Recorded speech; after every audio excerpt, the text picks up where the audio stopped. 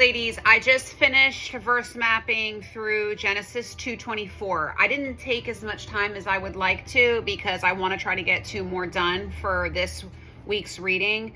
But this is KJV Genesis 2:24. Therefore shall man leave his father and mother and shall cleave unto his wife, and they should be one flesh. So I underlined leave his father and mother and cleave. And then I looked at some other translations, the NIV. That is why a man leaves his father and mother and is unified to his wife, and they become one flesh. And then I like to look at the Message version sometimes, and it says, therefore a man leaves his father and mother and embraces his wife. They become one flesh. So I did some research on the context, and the context is the establishment of marriages as a divine institution and the foundational pattern for human relationships. So I really kind of wanted to find out the social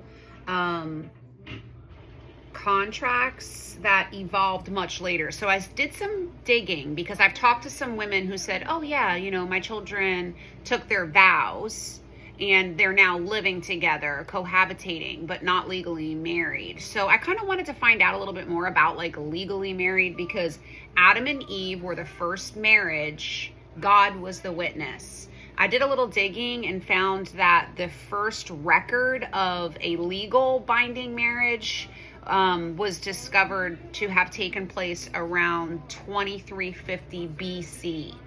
So prior to that, marriages were, they were officiated by God. So people took, from what I'm understanding, and tell me if I'm wrong, because that's why I want to do this, up until 2350, there was no legal binding contract with an officiant. It was two people making a lifelong commitment, covenant, that was witnessed by God. So I thought that was really interesting. I found that this verse is a blueprint for marriage, lifelong, exclusive, intimate covenant union between a man and a woman. So I believe that prior to 2350, this was taking place without any legal documents.